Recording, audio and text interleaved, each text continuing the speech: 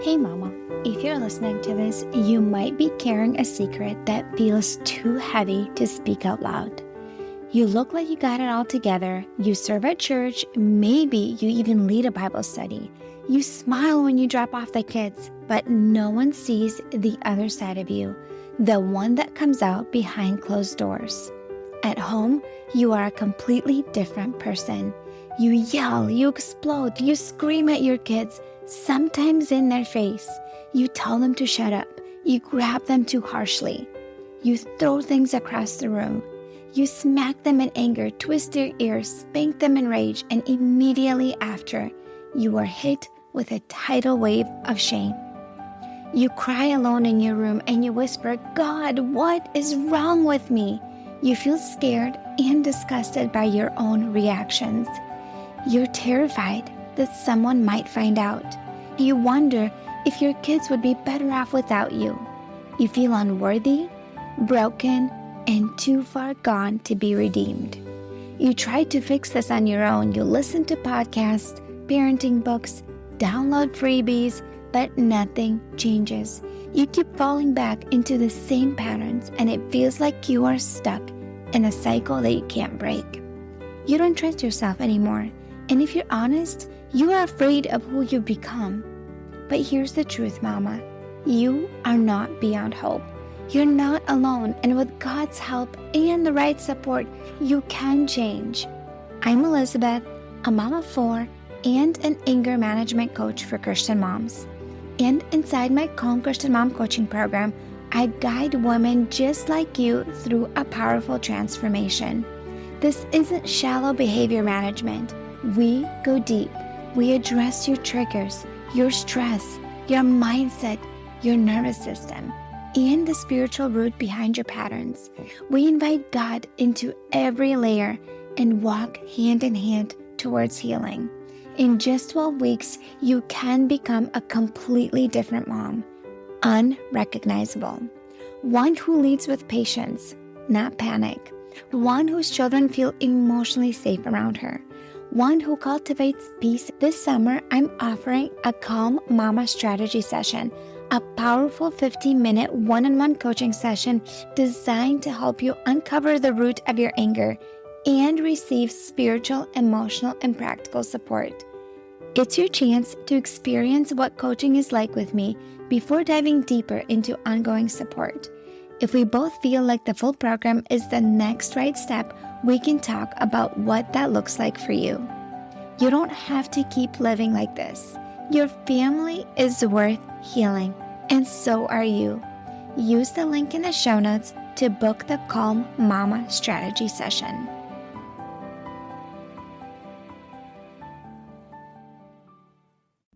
Hi friend, did you leave me a review yet? If you've been a listener and you've been around for a while, could you do me a big favor?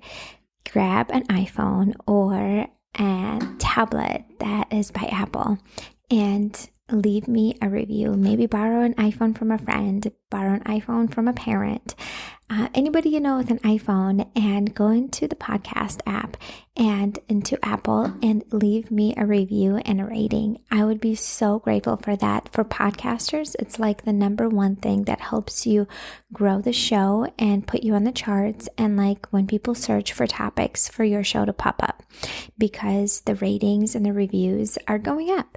So before we get started, I want to read a couple reviews that I am just so grateful for those that have left a review.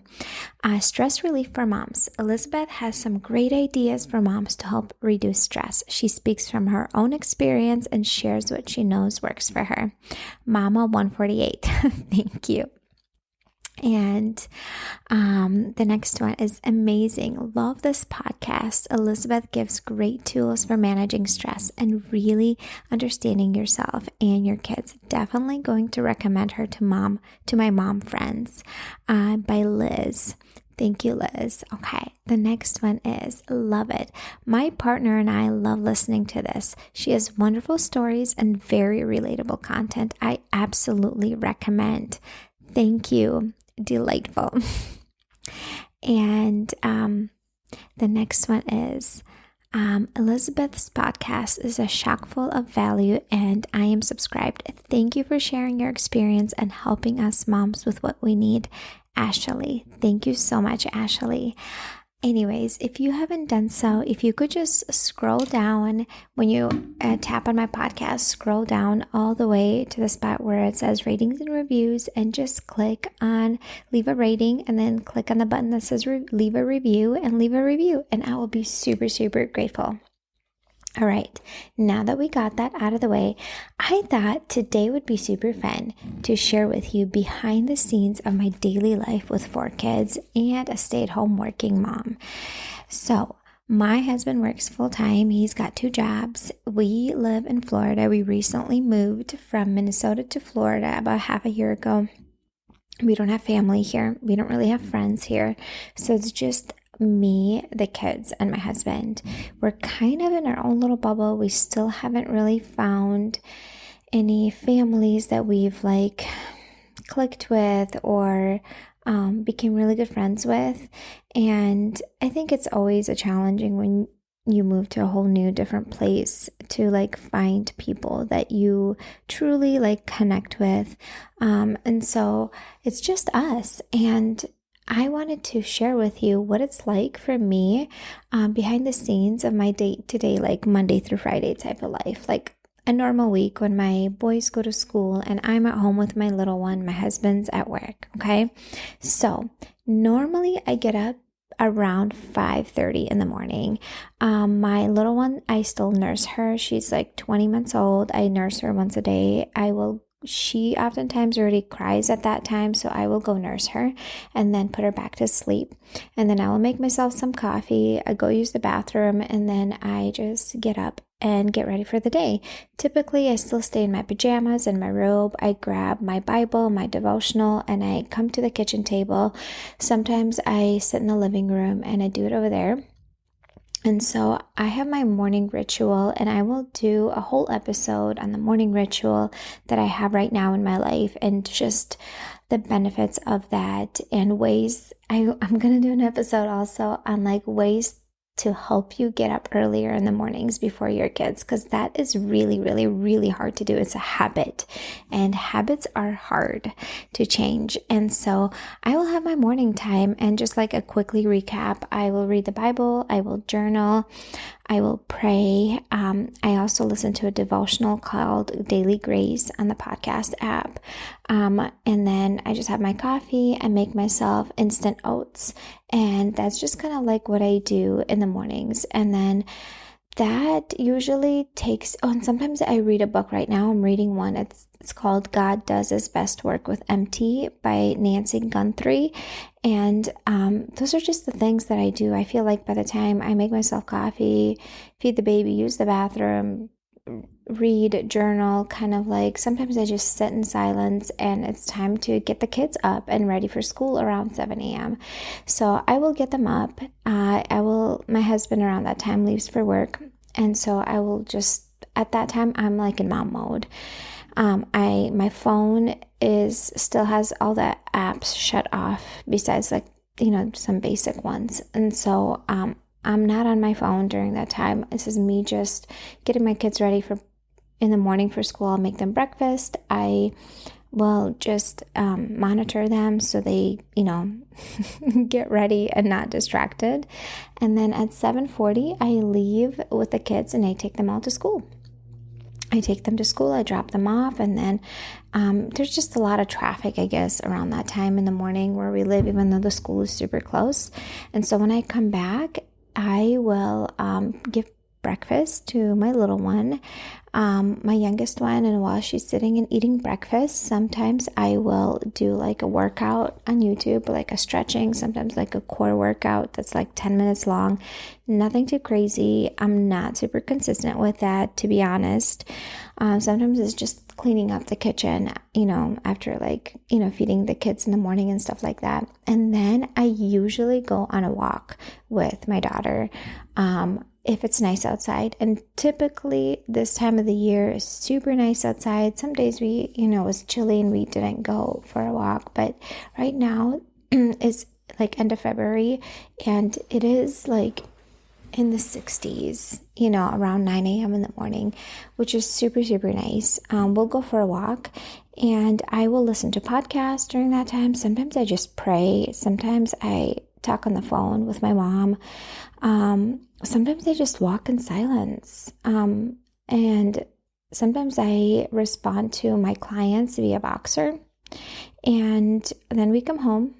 I do some house chores, do some laundry, make myself some food, clean up the kitchen, and then around 11:30, I will, sometimes when we come back, my daughter still wants to be playing outside, so I'll go sit in the backyard while she plays, and then I will put her down for a nap. And then it is my work mode. This is when I get things done. I usually have at least 2 hours, sometimes up to 3 hours. So this is when I will do my coaching calls, my podcast recordings for my own podcast, or like interview swaps. Usually I only have one call a day. Otherwise things get a little bit overwhelming. This is when I edit my podcast. This is when I write emails to you, or I write pitches to be on other people's shows, anything like tech related. So there's a lot that has to do with like running an online business. I used to use that time for social media, to build content for social media, but now I'm not on social media, as you've probably listened to my previous episodes. So this is just kind of like the things I get done. I do not do housework during that time. This is everything. This is like my precious, sacred time where I am like fully focused in work mode. My phone is usually next to me, but because I don't have social media now, it doesn't really distract me. It used to distract me a lot, but it doesn't anymore. And so I am like fully 100% in work mode during this time. Around 2, this is when I finish up working. I have an alarm that goes off at 2 p.m. for me to rest and relax. I'll be honest, I don't always stick with it. Sometimes I'm like, if I'm still in the middle of something, my daughter wakes up and it's like some stuff that I can do, with her running around, depending on the mood that she wakes up. And sometimes she's cranky and she won't let me. I will just finish up the work. But usually by 2:30, I am like all wrapped up and done. And I will then use a little bit of time to maybe eat another snack or something like that, get myself some food ready, or I will just relax. I'll just lay on the couch sometimes. Sometimes I will just do some stretching, sometimes sit in the backyard while my daughter plays. And because I have to go pick up the kids from school at 3 p.m. So I really need that window of time to like decompress, even though I love what I do, work related, absolutely love what I do. It still takes energy. It still pulls out of me, and it still drains me in a way that, I think it's maybe just being on the computer more than anything. It's just like being focused and being on the computer that like kind of drains me. And so I just need some time to decompress and literally just sit in silence. Sometimes it's so nice outside in Florida that I will just sit and just watch the trees and let my daughter just run around and feed her some snacks. And before I pick up the kids and love them, but it does get a little crazy when they all come from school, okay? Like if you have multiple kids, like you get it. Like it gets a little wild, especially with boys after school. Like it's a little wild. And so I will go pick them up around 3 o'clock. And this is like I'm done working by then. Like I am fully in mom mode. They typically, sometimes they're cranky, sometimes they need some alone time after school, sometimes they use the bathroom, depending if they want to do homework right away. Usually they are hungry, so I need to feed them something, or they will just grab something to eat, and then usually they have some time to just decompress. Sometimes they'll do homework right away, but I have noticed that my boys just need to get some of that cooped up energy out. We have a trampoline in our yard, so they might jump on the trampoline, run around in the front yard. I literally just send them outside. And if they're like, no, I want to watch something, I say, you have 2 options. You can either do homework right now or go play outside. Oh yeah. Or you can do chores. typically they're like, go play outside. So like that's how I get them to go play outside. Our neighborhood, thankfully, is super quiet and super safe. So most cars are just really nice and slow. And so there's some kids in the neighborhood that they can go play with, which is awesome.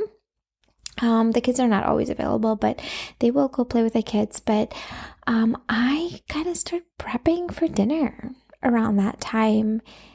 Here's a thing. Here's an area of my life. I don't have things together.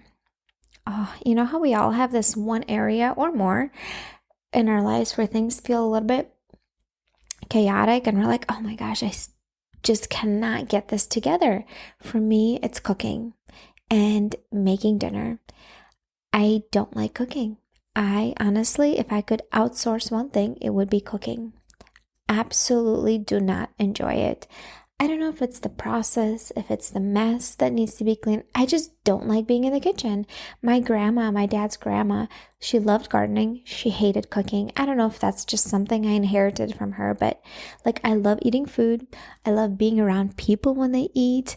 Like I don't mind like helping out when someone else is in charge, but figuring out what to make and actually making it just takes so much time. Like legit, why does my family have to eat every dinner?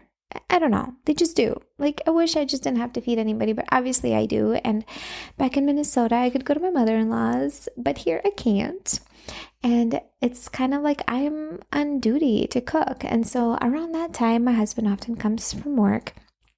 And I will just be making dinner while the baby's inside, running around next to me, and the boys are playing outside, coming in back and forth for snacks or water, or somebody got hurt. And so I'm just kind of managing that. Depending on the little one, if she is in a good mood, she will just be around me, and I will sometimes listen to a podcast episode because I do a lot of pitching to be on other people's shows. One of the things that you should do if you're pitching is listen to the other people's episodes, at least so you get a feel of their podcast. So I usually will listen to a couple of their episodes and take notes on them, something that stood out to me, something that I could use in my pitch when I pitch to them. And but like sometimes I will listen to episodes, sometimes just music, fun music, and to make dinner less frustrating, I guess. If my husband is home around that time, I ask him to help out, ask him to watch the baby so I can make dinner. Usually I'm the one making dinner. Once in a while he will like take over, but it's typically just me doing it. And he comes home hungry and, you know, he wants to eat and all that. But that's kind of like how my evening goes. And then the kids come in, they eat dinner. And then sometimes before dinner, my husband will do homework with one of the kids. One of my boys struggles a little bit with homework and focus, and he needs like one-on-one, and my husband will do that with him. And then we will eat dinner, typically as a family, at the kitchen table.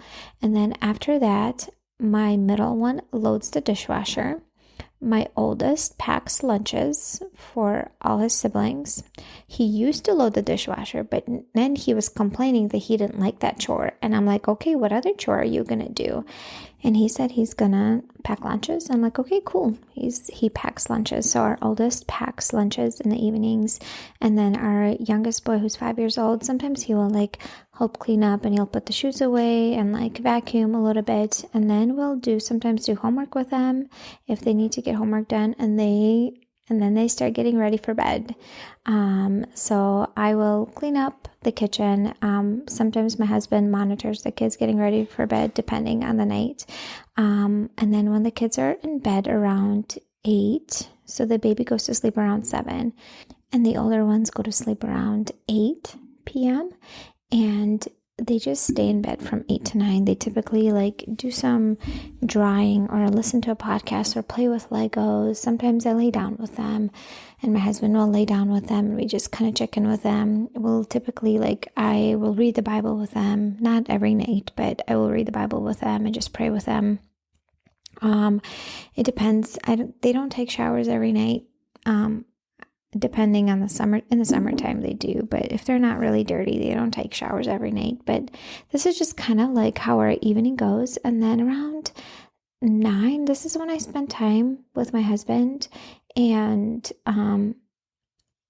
finish cleaning up the kitchen if it needs to be cleaned up. And then I get ready for bed around 9:15, 9:30 is when I start getting ready for bed. And around 10 p.m. is like between 10 and 10:30. That's when I go to bed. So this is kind of like how behind the scenes, like on a regular Monday through Friday, things look like for me and the kiddos.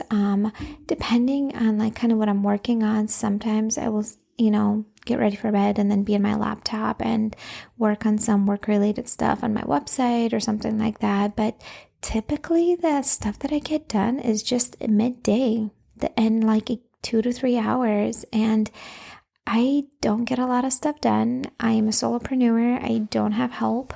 I just do what I can, and it's just what it is for now. And so, that's just kind of like behind the scenes. My husband, I ask him for help a lot. So when he is home and I need help, I get worn out. It's just me with the kids. And so when he's home from work, after he eats and has a little bit of time to himself, he helps out with the kids. And so I don't feel any shame asking for help, because I know that is something super, super important for me to avoid feeling worn out and exhausted and reactive. Is I need that extra support. And I also delegate stuff to my kids. Like, you heard my kids do chores. I delegate things to them, so then they have responsibilities and they get things done, and they, take ownership of some things around the house. And because I can't do everything myself, nor do I want to, because I don't want to get burned out. And part of not getting burned out is delegating and asking for help. So that's kind of like behind the scenes of how things are. By the way, if you're listening to this and you notice that you are often reactive with your family and even experiencing mom rage and mom anger to the point where things are scary, and your kids might be even calling you like a mean mom, and they say, "You are so mean. Why are you so mean all the time?" And you notice that you're unkind to your kids and anger is controlling you, I want to let you know that I do offer one-on-one coaching calls, okay? Just standalone 45-minute coaching call. If you want to have more support, I do have a coaching program. But in the show notes, if you scroll down, you can book a 45-minute call with me, and you have an option to add another week of Voxer support, where you can ask me more follow-up questions and I can answer them and support you and guide you and give you some answers and just be there for you and keep you accountable for implementing the new things that I've taught you and learned, because there's a difference between knowing what to do and actually doing what you know. So if you are silently struggling, mama, I want to let you know that I'm here for you and there is support available. All right, friend, I will see you next time. Hey mama, do you find yourself snapping over the smallest things, like spilled milk or constant whining, then feeling horrible afterwards? If you're tired of losing your temper and you want to show up with more patience, I have something for you. It's a free training called How to Be More Patient with Your Kids so you're not screaming over spilled milk. Inside, I'll walk you through 10 simple things you can start doing today to become a calmer, more Christ-like mom, even on the hard days. To get it for free, just leave a rating and review on Apple Podcasts and send a screenshot to hello@emotionallyhealthylegacy.com. Or if you'd rather skip the wait, you can grab it right now for just $27. The link is in the show notes. Let's help you become the peaceful, patient mom your kids need.